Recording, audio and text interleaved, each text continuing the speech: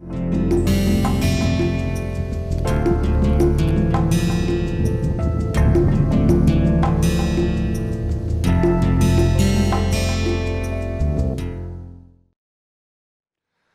to the next lecture on statics, kinetics and kinematics. In this lecture, we will try to cover the introduction of statics, kinetics and kinematics. Then we will try to see introduction to engineering mechanics. We are slowly getting into the application of the fundamentals what we have seen here into engineering. Then statics, definition and concepts, kinematics, definition and concepts, kinetics, definition and concepts. Then under kinetics, we will be seeing work, energy and moment of inertia. Then impulse and momentum will be seen. Finally, like every time, we will try one or two numerical problems. We will have a recap, then references. So, statics. Statics is concerned with objects at rest or in a state of equilibrium. In the simpler term, it analyzes the condition under which a body remains stationary.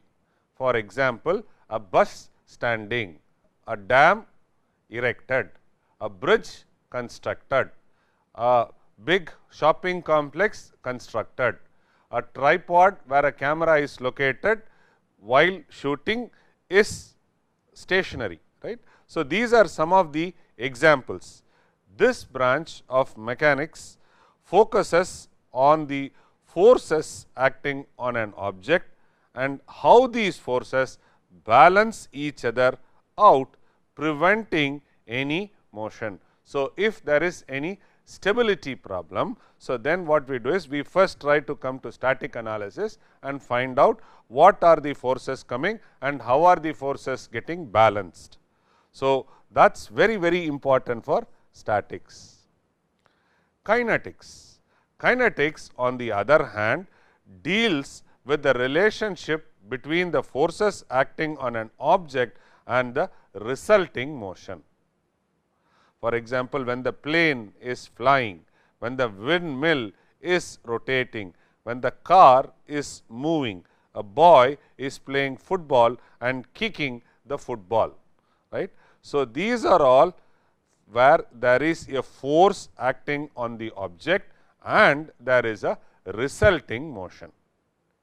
It explains how these forces cause the object to move, accelerate or decelerate. For example, if you are playing a wall tennis game, so you are trying to strike or hit the ball as against the wall. So, the force what you apply hits on the wall and the ball bounces and come back. What will be the force? Will it be same? Will it increase? Will it decrease? Right? You try to take a dry ball and then hit it against the wall, a dry tennis ball, you try to hit it against the wall. Then you try to take a semi moist or a wet ball, try to hit it against the wall. Then you try to soak the ball in water and then try to ball against the wall. So, when you try doing all the three, you will try to see different forces are required if you want to maintain the same force with which the ball comes back. So, these things explain how these forces cause the object to move, accelerate or decelerate. Kinetics considers the object mass and how it interacts with the applied force, right. Even when you are trying to use a spoon while eating, that is also a force which is there, how this mass force interacts and what happens to the motion. Kinematics. Kinematics describes the motion of the object without considering the forces that causes it. So, here you should be very clear, the motion of the ball without considering the forces. So, in the last two cases what happens? It is the kinetics is the relationship between the force acting on the object and the resulting motion. The first one is, it is focused towards the concern of the object at rest or in a state of equilibrium. Okay. How forces balance each other in order to prevent motion is statics, right. So, three different, be very clear in the definitions. It forces on how an object moves, characterized by its position, displacement, velocity, acceleration. By this time, you would have learned what is the difference between position, displacement, velocity, acceleration. I can just give you a small lead. This is meter per second square, this is meter per second, and this is meter. I hope you can go back, revise in the first lecture and get this. So, it also provides a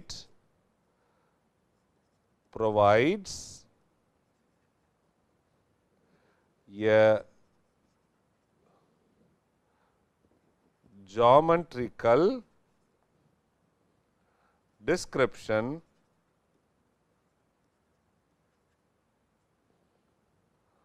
of motion independent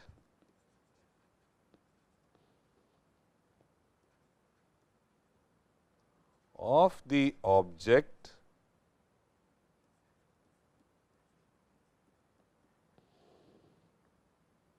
mass or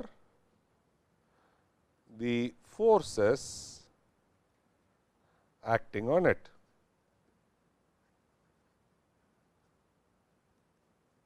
Okay. So, you can see the car with what velocity it goes, a person who runs at this speed, a boy trying to bounce the ball, a boy trying to throw the ball follows a projectile motion and he is trying to throw the ball in air.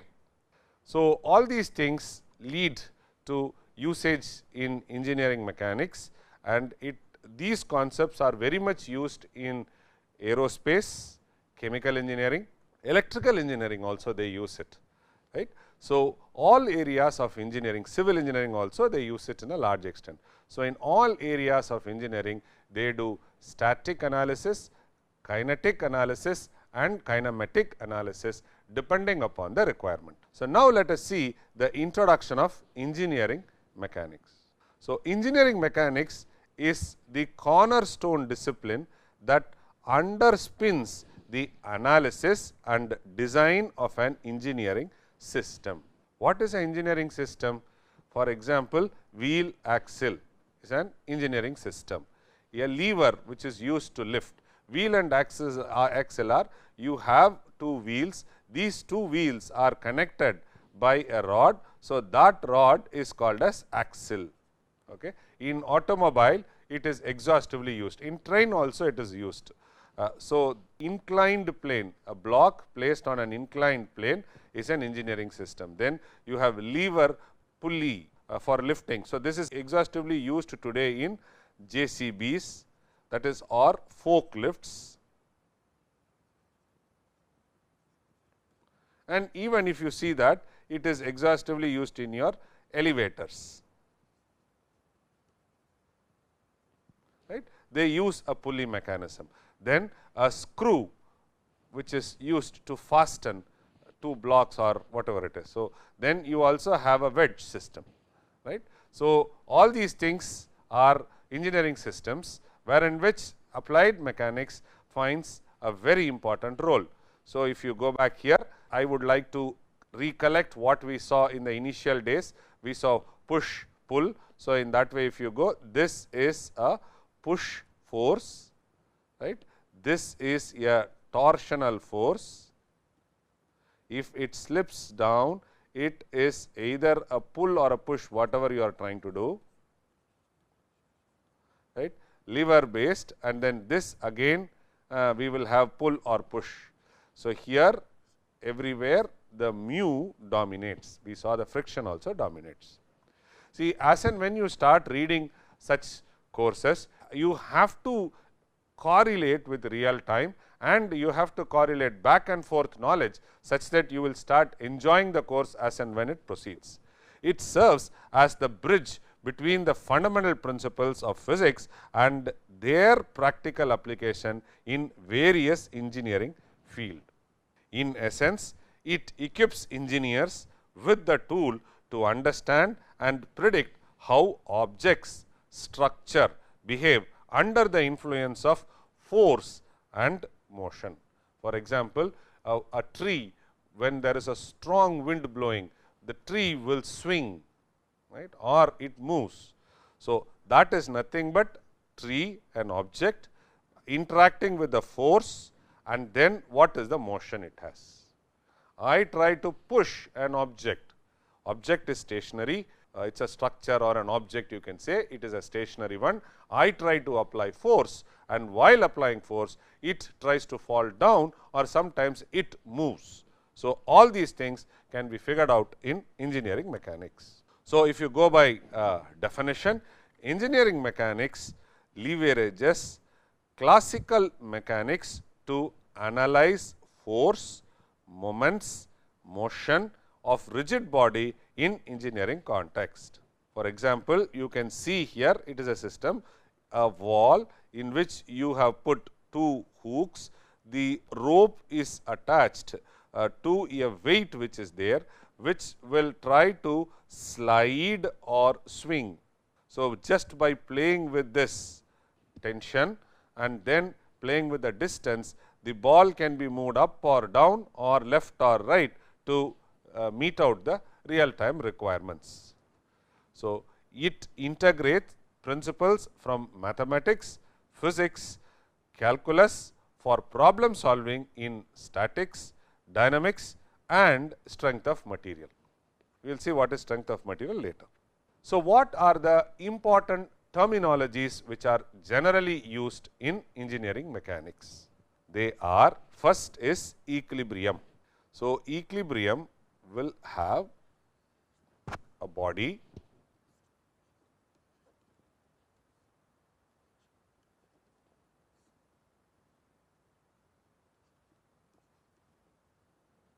this can be F1, F2 and F3. So, this can move with a velocity v. So, here this is an object where forces are there, it is moving stably. So, that is, we can say, is equilibrium. Equilibrium determines the condition under which a body remains at rest or in uniform motion. What is motion? Analyzing the kinematics and kinetics of the object is motion. So, in kinetics, relationship between the force and motion of the object. Strength of materials are nothing but understanding how materials deform and fail under the various loading conditions are nothing but strength of materials. So, applied mechanics, when it is extended to a material, it gets into strength of materials. For example, you have a ball, now the forces are going on. So, it is in an equilibrium state, it is moving. Now, let us assume if there is a hold there. So, for example, I hold it, grip it here. Now, there is a material. So, when the forces are applying, what is the response of this material such that it will try to respond to the requirements. So, that is nothing but strength of materials, right. Safe design, then effective design, problem solving framework. So, these are some more important terminologies which you should know. What is a safe design? It equips engineer with the ability to analyze stresses, strain and deflection in structure, ensuring their safety and functionality under various loading condition. For example, you try to buy a shoe. With using the shoe, you try to walk, you wear the same shoe for running, jogging, jumping, all these things you do, but your shoe never gives away. So, here what has happened is nothing but there is a safe design done on the system, and then you can same way. For example, you take a cot where you sleep. So, sometimes what happens, you go there, sit in a cot and sleep. A 60-year-old man or a 50-year-old man does it, when a 20-year-old adolescent boy or a 12-year-old child, if they go to bed, they jump on the bed. Still the cot has to withstand the impact load, and it also has to withstand the sliding load, whatever it is. So, that is safe design. So, naturally what happens is the leg strength, the cot base, the fastener which is used, their torque, everything is to be considered such that you make a safe design. Efficient design, by understanding how the forces act on the affect the object, engineers optimize designing for strength, weight and material use is effective design. One is safe design, the other one is effective design. Effective design is predominantly used in aeroplane, rocket, automobile. See, even in your automobile car, you can increase the safety to a large extent, but when you increase the safety, you try to add more and more material. When you add more and more material, the weight goes high, the mileage goes down. So, now what you do is you try to have a compromise by reducing the weight of the sheet metal body which is around, or reducing the weight of the material which is used, such that the efficiency, mileage efficiency can be improved. And when you are doing so, if you go back and see, we do crash test. So, in crash test, we try to do a little bit of optimization and try to generate a efficient design. What is problem solving framework?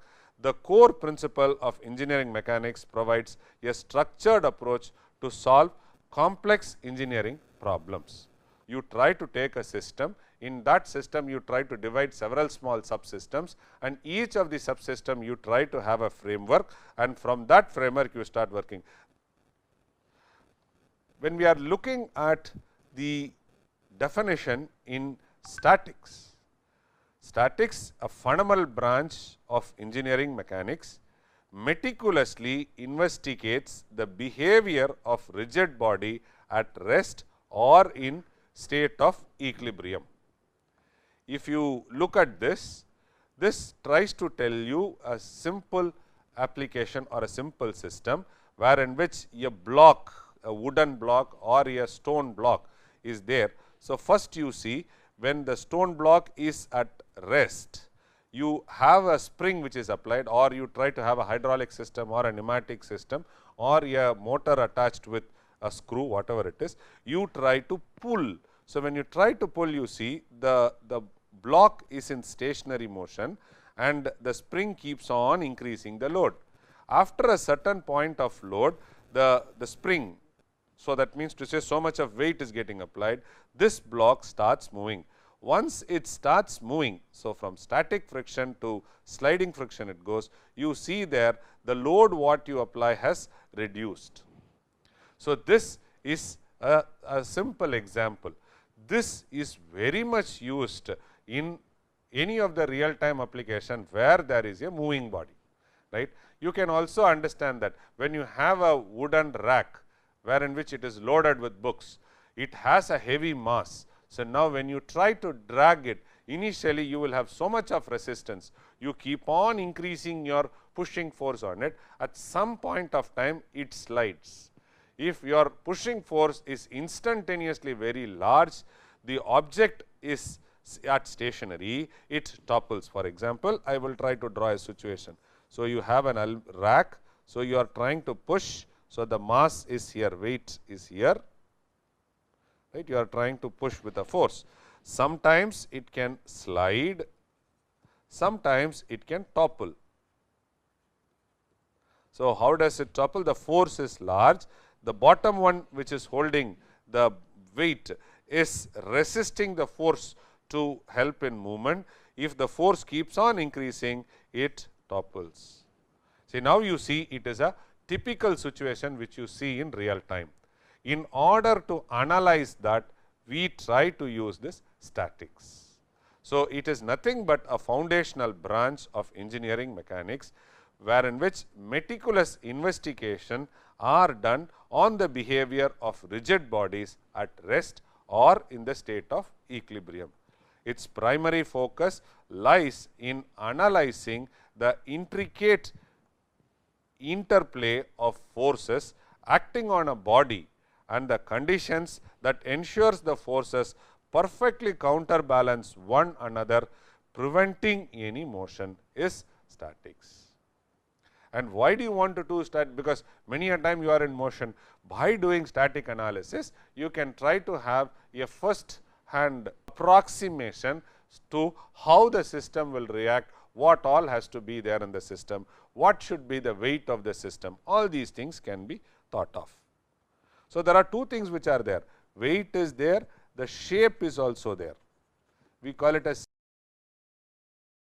shape factor. So, weight is in, we will try to do everything in the statics, and once it is done, when we have to improve the efficient design, we start playing with the shape factor. So, you can see in the previous example, a man trying to push a block. So, here is the force F A which is there, here is a frictional force which is going against. So, why is that friction coming? No surface is flat. So, you will have several interlockings on the floor and with the object. This tries to increase the friction. The next fundamental concepts is going to be equilibrium. The key concept is an object is at rest if the sum of all the forces summation F equal to 0 and the sum of all the momentum summation M is equal to 0, acting on it are 0. So, it is something like this. You have a car on one side, you have a car on one side, equal weight. So, it is at equilibrium. So, equilibrium means summation of all the forces, this, and sum of all the moments acting on it must be 0. So, what we do is we always try to make draw a system with simple system. We convert a real time situation into a simple system, mass, force and other things. Then we will try to see whether the system is in equilibrium, for which we always try to use this rule, summation F equal to 0 or summation M equal to 0, and both are to be used. Forces, interaction that can cause an object to move or deform. Static focuses on concentrated forces and distributed forces acting over an area.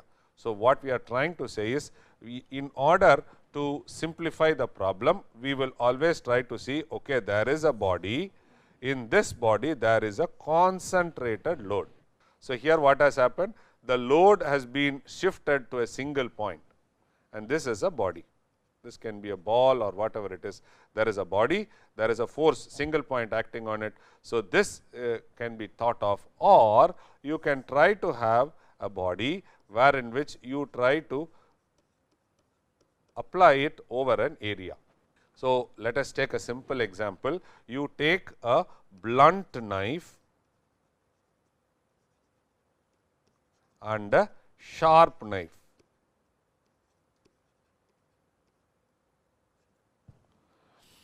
So, why is the force always very high in a blunt knife as compared to that of a sharp knife?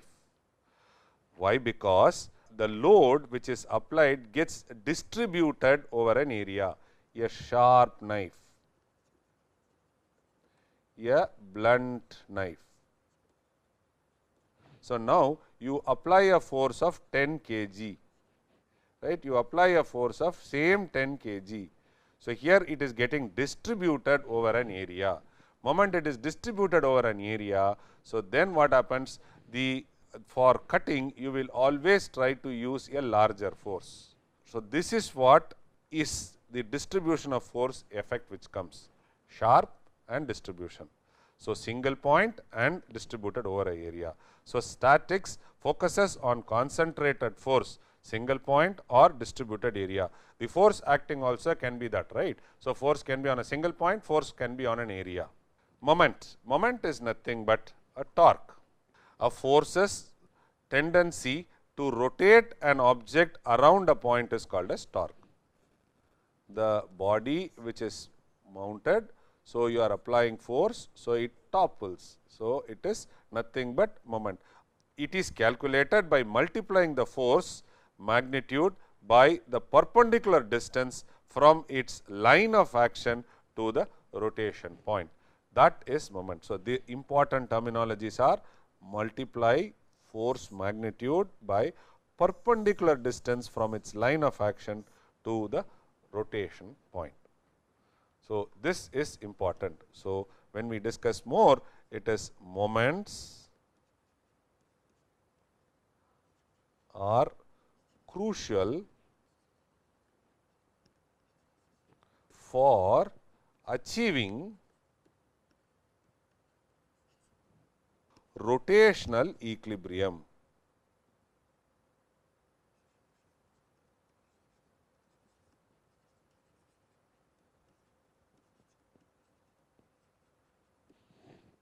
So, this is very important. You remember, we were looking into summation of f equal to 0, summation of m equal to 0. So, this is for a equilibrium state.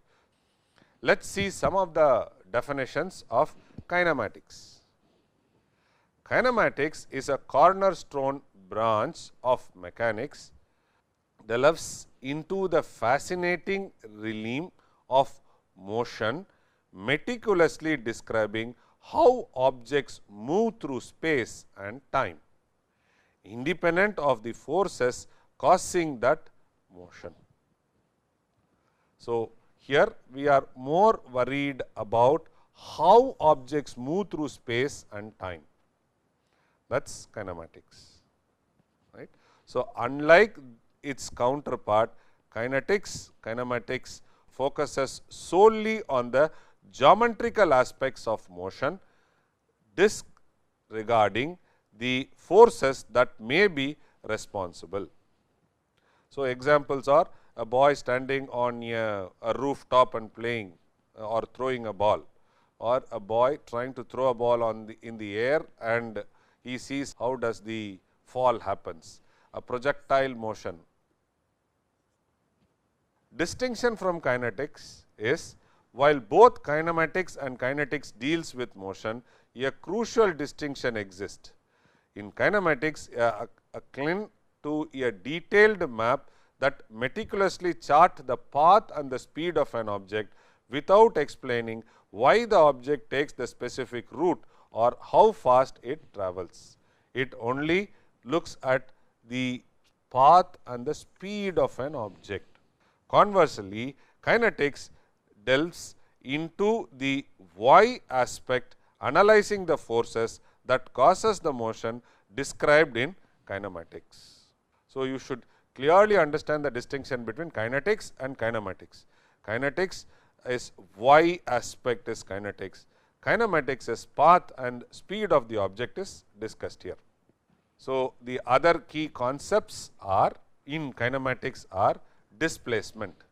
Displacement is delta x is the change in position of an object from its original x naught to a final x1 point, expressing both magnitude and direction.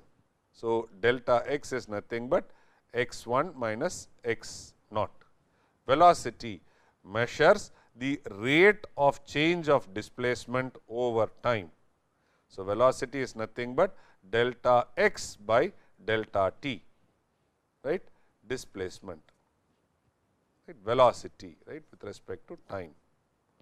Then acceleration represents the rate of change of velocity over time, indicating whether an object is speeding up, slowing down or changing direction is called as acceleration. Please try to understand the difference between displacement, velocity and acceleration. It is rate of change of displacement is velocity, rate of change of velocity is acceleration. So, in acceleration you only say whether the car is speeding or slowing. The next concept is particle kinematics. It is a subfield of mechanics wherein which it dissects the motion of idealized point-like objects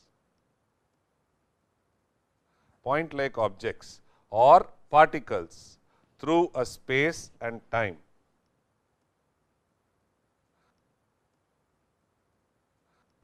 Its focus lies solely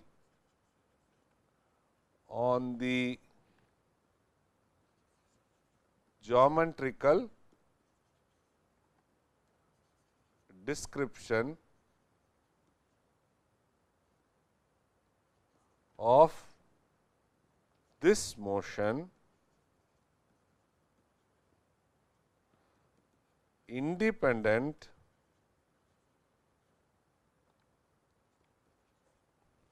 of the forces that may be causing it. It is a very important statement. Its focus lies solely on the geometrical description of this motion independent of force that may cause it. So, there are two main types of motion, particle motion. One is rectilinear, the second one is curvilinear. Rectilinear means an object moving along a straight line. So, its simpler description with scalar quantities is magnitude only for displacement, velocity and acceleration. When we talk about curvilinear, it requires vector quantity also with both magnitude and direction for a complete description of displacement, velocity or acceleration. The two things are very important, rectilinear and curvilinear. Rectilinear is predominantly a scalar quantity, curvilinear is a vector quantity. So, when we see the definition of kinetics, kinetics is a cornerstone of mechanics, dwells into the profound influence of forces on the motion of the object. It establishes crucial link between the applied forces and resulting changes in an object's state of motion. Okay. It establishes the object's state of change of motion. So, now let us see some of the Newton's law of motion. Okay. Newton's first law of motion, it states that every body continues in its state of rest or of uniform motion in a straight line unless acted upon by some external force, is Newton's first law of motion. This is also known as law of inertia. Okay. The second law of motion, it states that the rate of change of momentum is directly proportional to the impressed force and takes place in the same direction in which the force acts.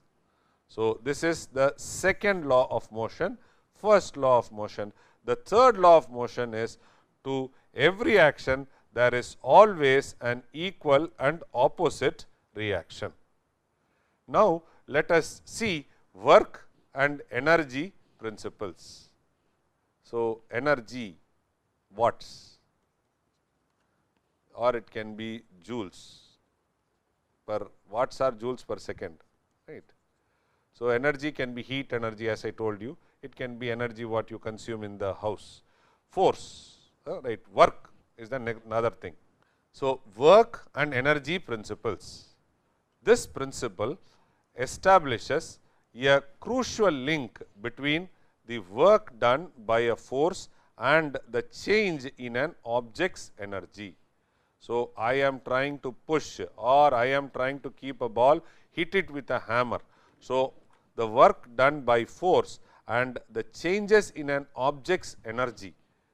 In simpler terms, the work done on an object translates to change in its energy. Mathematically, the work W done by a constant force F acting on an object undergoes a displacement d is expressed as W equal to F into d into cos theta. Theta is the angle between the force and the displacement vector.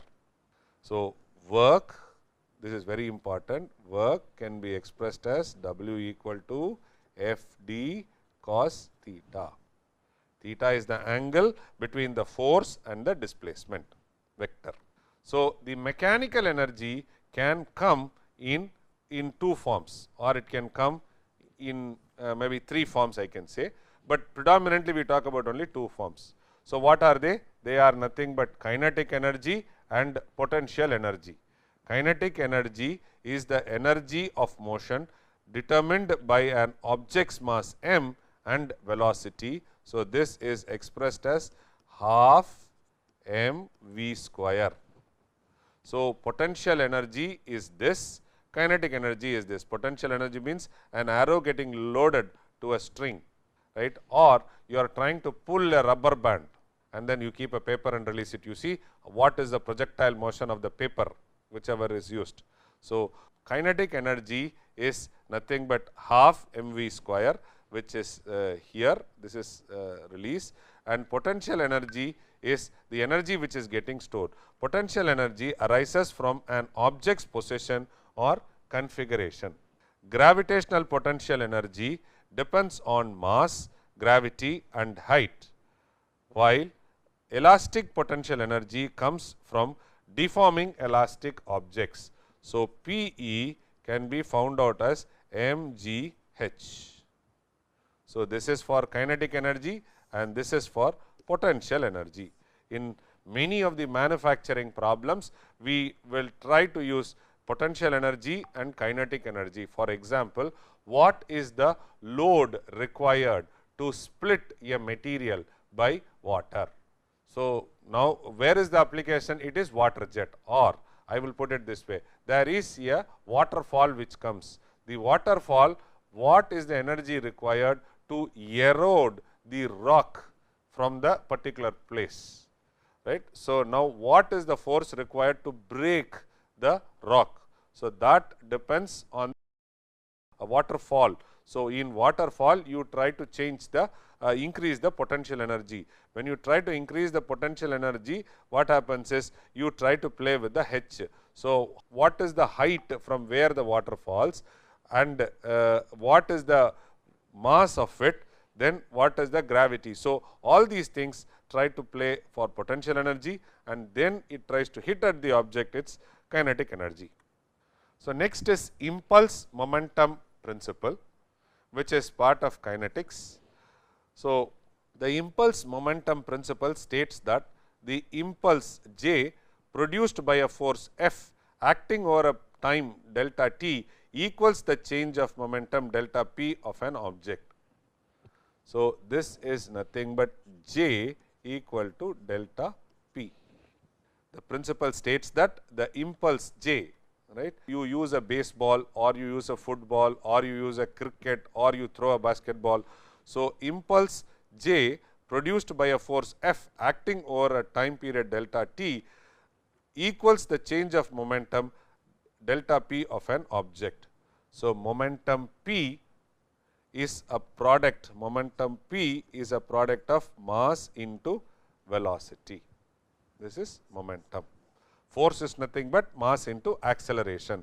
Momentum p is a product of mass into velocity. So, when you are trying to play a carom board or when you are trying to play a billiards, so you can see the striking ball hitting the other ball and then moving, right.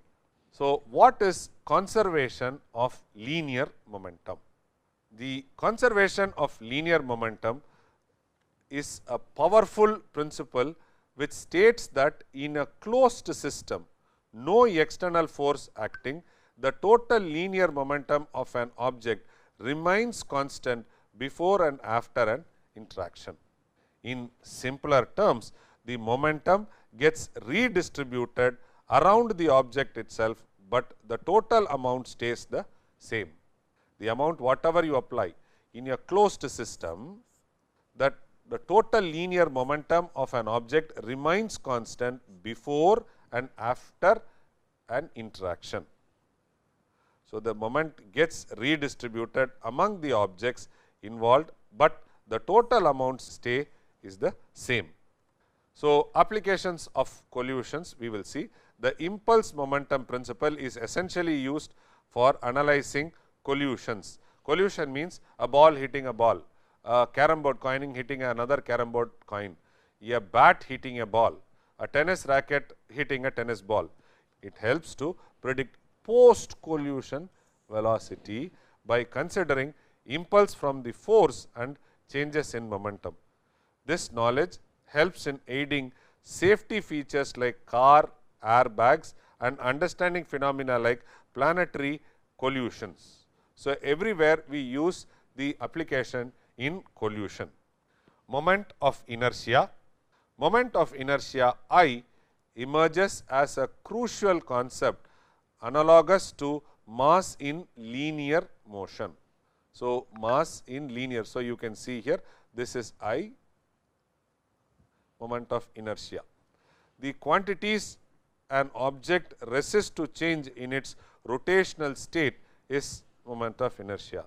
Just like a heavier mass is harder to accelerate linearly, a large amount of inertia signifies greater resistance to the rotational acceleration. You keep a coin, you keep a paper, you pull the paper in such a way such that the coin slips inside the glass tumbler or inside a closed volume, right. So, moment of inertia is very important. Many a times in later part of the course, we will use this concept of moment of inertia, which is it quantifies an object's resistance to change in its rotational state. So, when you have a pen, when you have to spin the pen, its moment of inertia is there. How to calculate the moment of inertia? Several ways are used to calculate the moment of inertia of a rotating object. They are: for uniform objects, the moment of inertia is calculated by taking the product of mass with the square of its distance from the axis of rotation. So, it is m r square. This is how they calculate for a uniform object. What is a uniform object? Axisymmetry part, right. Uniform objects, the moment of inertia is calculated by taking the product of the mass with its square of the distance from the axis of rotation, right. For a non-uniform object, we calculate the moment of inertia by taking the sum of the products of individual point masses at each different radius. So, this is written as I is equal to summation of m I r I square.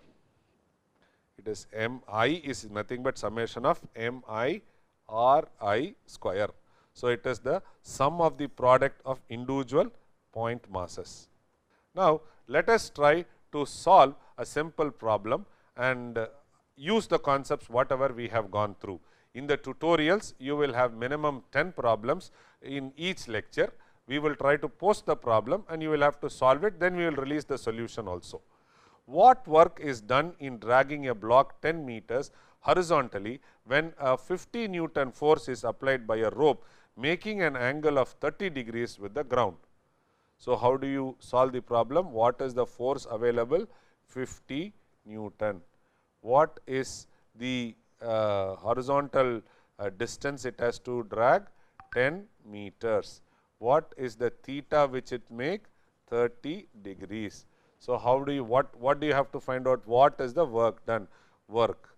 So, what is the formula for work? It is F into S into cos theta. So, that is nothing but 50 into 10 into cos 30, which is nothing but which is 512.4 joules. Okay. Now, let us see one more problem.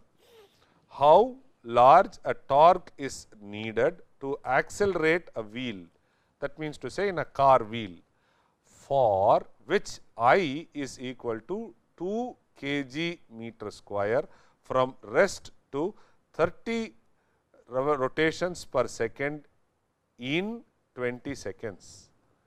How large a torque is needed to accelerate a wheel for which I equal to 2 kg meter square from rest to 30 RPS in 20 seconds. So, moment of inertia they are asking, moment of inertia is nothing but I, which is 2 kg meter square. So, RPS after 20 seconds is n equal to 30. So, initial velocity omega is equal to 0. Final velocity is nothing but omega 2 is equal to 2 pi into 30, which is 188.4 radians per second. What is angular acceleration? Angular acceleration is nothing but omega 2 minus omega 1 by t, which is nothing but 188.4 minus 0 by 20, which is nothing but 9.43 radians per second. So, now if you want to find out what is torque, torque is nothing but tau is I into alpha.